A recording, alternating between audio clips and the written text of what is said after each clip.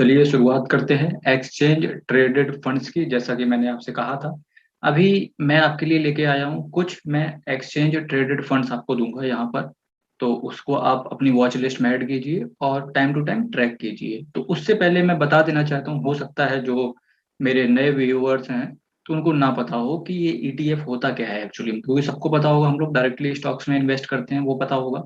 Mutual fund आजकल common term है तो वो भी बहुत सारे लोगों को पता होता है, लेकिन अब क्या नहीं पता होता है कि गिल्ड फंड क्या होता है, ये किसी को नहीं पता होगा। इसके लिए मैं डिस्क्रिप्शन बॉक्स में वीडियो डाल देता हूँ, आप गिल्ड फंड को देखिए। वो जरूरी होता है उसको भी पोर्टफोलियो में ऐड करना, क्योंकि आप एफडी के दो पार्ट में डिवाइड कर दीजिए, एक गिल्ड फंड को रख दीजिए, एक एफडी को रख दीजिए, फिक्स्ड डिपॉजिट को। अब बात कर लेते हैं एक्सचेंज ट्रेडेड फंड होता क्या है। बाकी का मैं फुल नॉलेज स्टॉक मार्केट की क्लासेस में दूंगा, जब मैं क्लासेस की वीडियो शुरू करूंगा। और बहुत जल्दी मैं शुरू करने वाला हूँ स्टॉक मार्केट की क्लासेस भी, तो उसमें आपको ईच एंड एवरीथिंग सब कुछ मैं सिखाऊंगा आपको। तो अभी बात कर लेते हैं कि ईटीएफ के एग्जांपल देने से पहले ईटीएफ होता क्या है। तो मोटा मोटा आप देख लीजिए यहाँ पर क्या होता है। An ETF short for exchange traded fund is just like a stock. ये फ्रेंड्स क्या होता है, एक स्टॉक की तरह होता है। इसको पढ़ने से पहले चलिए मैं इसका ओवरव्यू दे देता हूँ। ईटीएफ होता क्या है। यहाँ मान लेते हैं कि यहाँ आप खड़े हुए हैं, ठीक है। और यहाँ आपने एक कंपनी है, चलिए एग्जांपल लेते हैं टीसीएस। ये कंपनी हो गई टीसीएस, ये हो गई इन्फोसिस, मैं सभी आईटी कंपनी को नाम ले रहा हूँ।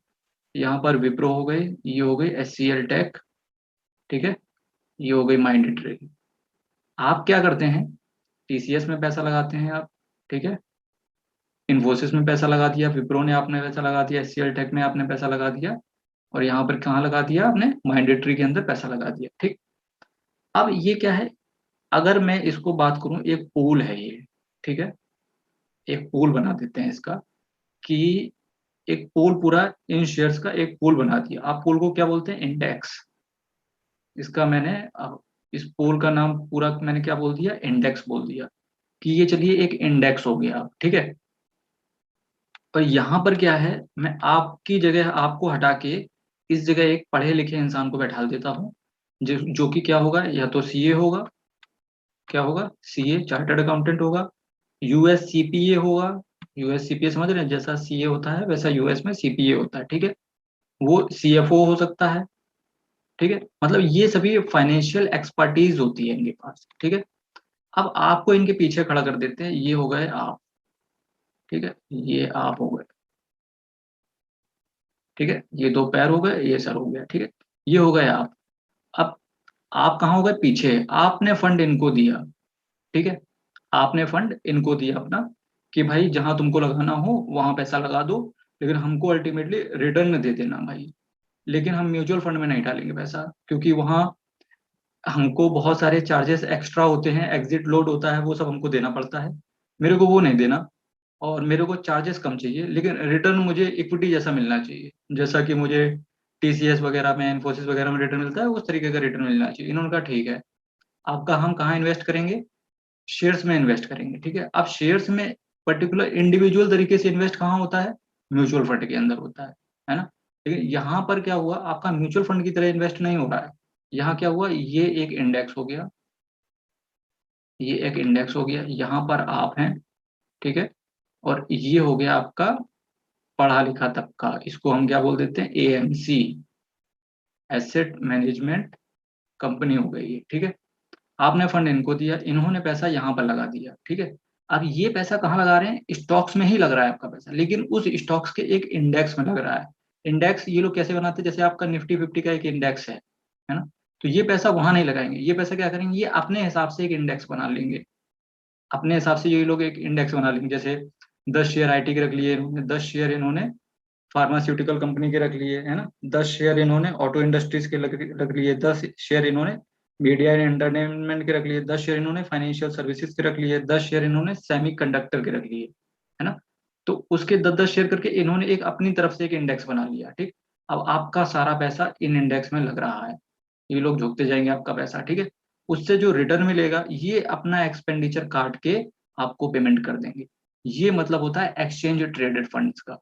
अब इसके फायदे क्या हैं, कि why should we go to exchange traded fund, why not mutual funds.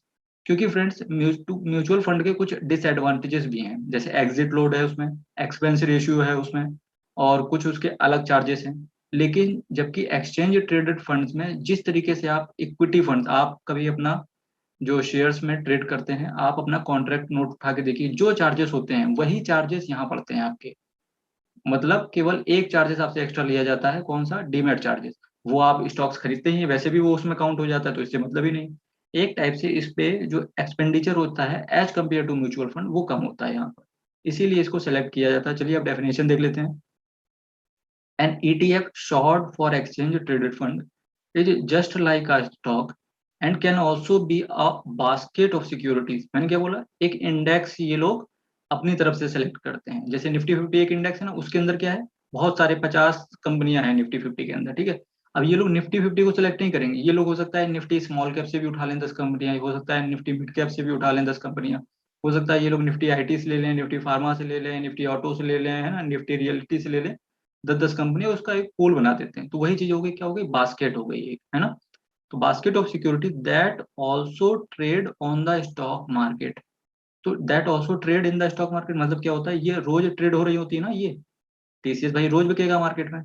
तो that also trade on the stock market. Exchange traded funds pool, मैंने क्या बोला इसको? आप टेक्निकल टर्म बोल रहे हैं, इसको क्या बोल रहे हैं? Pool the financial resources of several people. Financial resources किस चीज के? Several people. मतलब भाई हमने आपको पीछे खड़ा किया था ना इसका, इसको एएमसी रखो यहाँ पर बीच में, पढ़े लिखे लोग एएमसी रखते हैं इसको, ठीक है। And use it to purchase various tradable monetary assets such as shares, debt securities such as bonds and derivatives। Actually क्या होता है? अब यहाँ पे शेयर्स, तो मैंने ये शेयर्स का एग्जांपल लिया, ठीक है। अब क्या होता है? हो सकता है डेट सिक्योरिटीज में ये लोग इन्वेस्ट कर रहे हो, लेकिन डेट में मेरा मानना है भाई साहब कि खुद इन्वेस्ट जाके कर लो डेट में, है ना। उसके थ्रू ईटीएफ के थ्रू जाना सही नहीं है, डायरेक्ट आप इन्वेस्ट करो वहाँ म्यूचुअल फंड में। और डेट फंड के लिए मैं काफी सारे वीडियो मेरे कमेंट बॉक्स में, मेरी प्ले लिस्ट में पड़े होंगे, आप देखिए वहां पर, है ना। और आपको किसी डेट फंड की जानकारी लेनी है, कमेंट बॉक्स में लिखिए, वीडियो डाल दूंगा। Debt securities such as bonds and derivatives. Most ETFs are registered with the Securities and Exchange Board of India। क्या हो गया ये? SEBI. It is an appealing option for investors with the limited expertise in the stock market। मैंने क्या बोला? Limited expertise। क्यों? आपको केवल ये एक्सपर्टीज चाहिए यहाँ पर कि भाई क्या एएमसी ठीक है कि नहीं।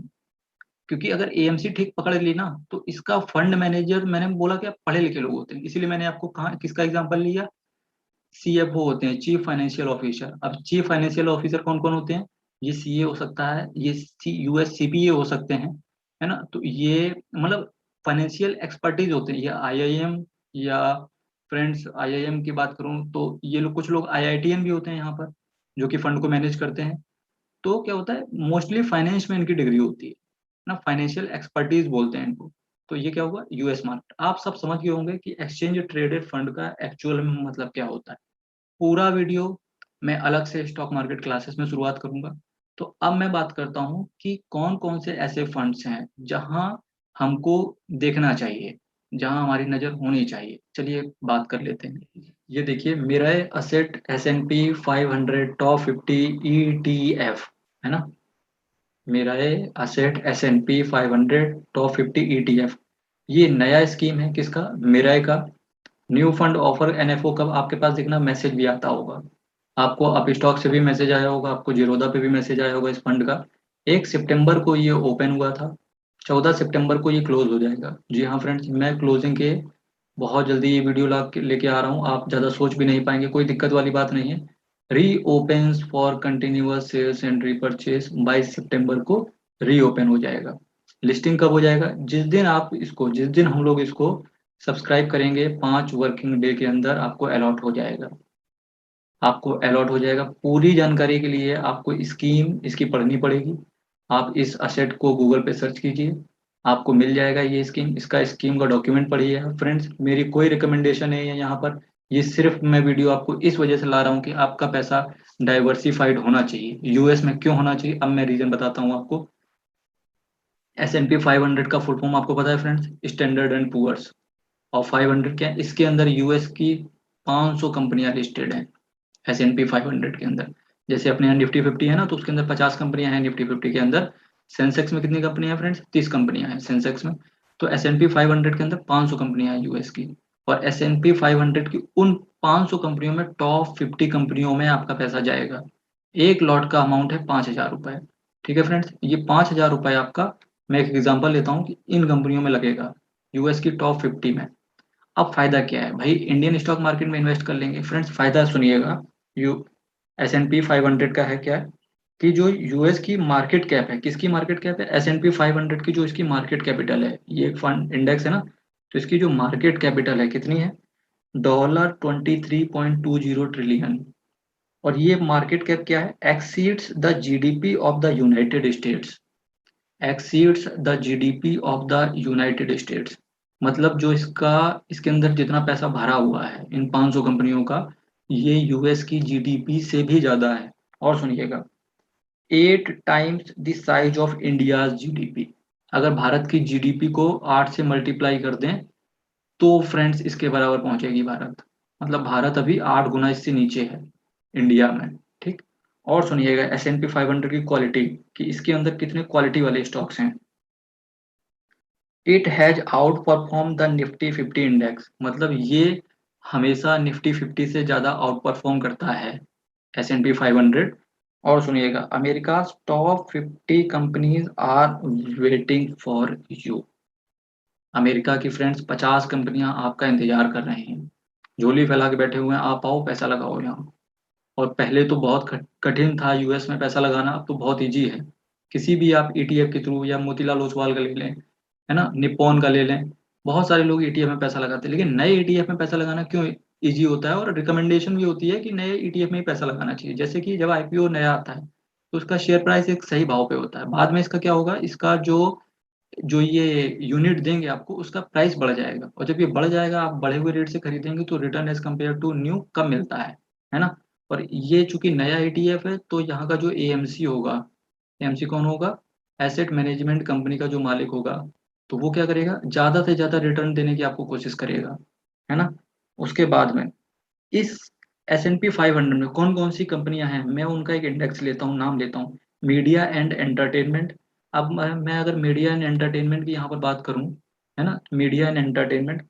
दूसरा है फाइनेंशियल सर्विसेज, ठीक है। तीसरा है सेमीकंडक्टर, ठीक है। चौथा है फूड, है ना, फूड रिटेलर। फिर है हेल्थ केयर। फिर है एनर्जी। आपकी ये जो 50 कंपनियां सेलेक्ट करी गई हैं, इस बेसिस पे सेलेक्ट करी गई हैं कि यहाँ यहाँ पैसा इन्वेस्ट होगा। अब मैं कुछ नाम लेता हूँ कि मीडिया एंड एंटरटेनमेंट में कहाँ पैसा लगने वाला है, डिज्नी के अंदर पैसा लगने वाला है भाई साहब, समझ रहे हैं आप, डिज्नी के अंदर और सीएनबीसी के अंदर पैसा लगने वाला है। फाइनेंशियल सर्विसेज की अगर मैं बात करूँ तो बर्कशायर हाथवे, 1 करोड़ का शेयर है भाई साहब। खरीदेंगे तो यही सोच लो कि गुरु एक शेयर खरीद लिया, समझ लो सफल हो गए बर्कशायर हाथवे में। तो बर्कशायर हाथवे में पैसा लगने वाला है, और जेपी मॉर्गन, ये किसकी बात कर रहे हैं, फाइनेंशियल सर्विसेज में। सेमीकंडक्टर में जो ये इन्वेस्ट करते हैं, उस सेमीकंडक्टर के अंदर कौन सी कंपनी है, टेक्सास इंस्ट्रूमेंट और इंटेल। आपने इंटेल का नाम नहीं सुना होगा तो फ्रेंड्स, लैपटॉप को स्विच ऑफ करके स्विच ऑन करो, उसके बाद में लैपटॉप बंद करके फिर से खोलो, वहां देखिए कॉर्नर में एक इंटेल पेंटियम या core i3, core i5, core i7 processor होगा, वो इंटेल का होगा, है ना। तो इससे आप ग्रोथ समझ सकते हैं कि यूएस में इंडिया से ज्यादा ग्रोथ क्यों है। ठीक है। उसके बाद में मैं बात करता हूँ फूड रिटेलर में, फ्रेंड वॉलमार्ट, सबने सुना होगा, नहीं सुना होगा तो यहाँ की फ्लिपकार्ट पता है आपको। ठीक है। उसके बाद में अगर मैं हेल्थ केयर की बात करूँ तो एबॉट। ठीक है। उसके बाद एनर्जी। इन कंपनियों में, धमाकेदार कंपनियों में आपका पैसा लगने वाला है, टॉप 50 ETF। मैं तो फ्रेंड्स इस कंपनी को देने वाला हूँ 5,000 रुपए, गुरु लगाओ। और फ्रेंड्स एक चीज और है, इसका होराइजन क्या है, पूरा स्कीम डॉक्यूमेंट पढ़िएगा। 3 साल में पैसा रिकमेंडेबल है कि पैसा ना निकालें 3 साल तक। तो फ्रेंड्स अगर कोई लोग इंटरेस्टेड हो, कुछ लोग, तो केवल वही लोग पैसा लगाएं जो 3 साल उनको पैसे की जरूरत ना हो। ठीक है। हालांकि एग्जिट लोड कुछ नहीं है यहाँ पर, एंट्री फीस भी कुछ नहीं है, क्यों, अगर आप 10,000 के अंदर पैसा लेते हैं, लगाते हैं, तो एंट्री फीस भी नहीं है। 10,000 के ऊपर अगर इस फंड में पैसा लगाएंगे तो आपका एंट्री लोड 100 रुपये है पर 10,000 पे। तो फ्रेंड्स ये हो गया मेरा एजुकेशन पूरा ईटीएफ के ऊपर। और ईटीएफ कहाँ लगाना चाहिए, अगर आप ईटीएफ में इंटरेस्टेड रहते हैं तो किसी भी फंड के थ्रू लगाइए, लेकिन फ्रेंड्स यूएस मार्केट के अंदर लगाइए, क्योंकि वहां पे आपको ग्लोबल एक्सपोजर मिलता है। ग्लोबल एक्सपोजर कैसे मिलता है तो फ्रेंड्स वो भी समझ लीजिए। आप इंडिया की कंपनियों के बारे में सोचिए, कहाँ रजिस्टर होंगे? यूएस में होंगे, जापान में चल रहा होगा अपना बिजनेस, पाकिस्तान में चल रहा होगा अपना बिजनेस, और कहाँ कहाँ चल रहा होगा? नेपाल में चल रहा होगा फ्रेंड्स, श्रीलंका में चल रहा होगा, और कोरिया में चल रहा होगा अपना बिजनेस, जैसे सैमसंग हो गई। तो फ्रेंड्स, लेकिन वर्ल्ड में कितनी कंपनी है? 200 कंट्रीज हैं वर्ल्ड में, ठीक है, 200 कंट्रीज, यहाँ पैसा नहीं लग रहा होगा आपका। लेकिन यूएस की जो भी कंपनियां हैं, वो मोस्ट प्रोबेबली वर्ल्ड की 200 कंट्रीज में अपना प्रभुत्व बनाए हुए हैं, उनका इम्पोर्टेंस हर कंट्री में है इक्वली। इस वजह से आपका पैसा ईटीएफ के थ्रू अगर लगा रहे हैं, तो यूएस में ही पैसा लगना चाहिए, क्योंकि आप अगर यूएस में एक भी पैसा दे रहे हैं तो फ्रेंड्स, आपका रुपए केवल यूएस में नहीं, वर्ल्ड की 200 कंट्रियों में लग रहा है। अगर आप पैसा इंडियन स्टॉक मार्केट में लगा रहे हैं, तो आपका पैसा मोस्ट प्रोबेबली हो सकता है 50 कंट्रियों में आपका पैसा लग रहा हो। ठीक है फ्रेंड्स, ये हो गया मेरा ईटीएफ के ऊपर वीडियो। बहुत बहुत धन्यवाद। वीडियो अच्छा लग रहा हो लाइक कीजिए, शेयर कीजिए, कमेंट कीजिए। बहुत बहुत धन्यवाद।